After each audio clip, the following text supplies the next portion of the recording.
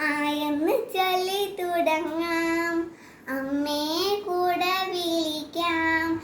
ആനെന്ത് പോലെ ആനയെ പോലെ തിത്തി നേരമിരിക്കാം. ഈനത്തിപ്പാടാം, ഉത്സവം കാണാം, ഊനാലിൽ ആടി രസിക്കാം. റീ എന്ന് കേട്ടാൽ ഋഷികളെ ഓർക്കാം. എ എന്ന് കേട്ടാൽ എലികളെ ചൊല്ലാം. ഏട്ടനെ കൂടെ വിളിക്കാം. ഐലസ ഐലസ ഒത്തുപിടിക്കാം.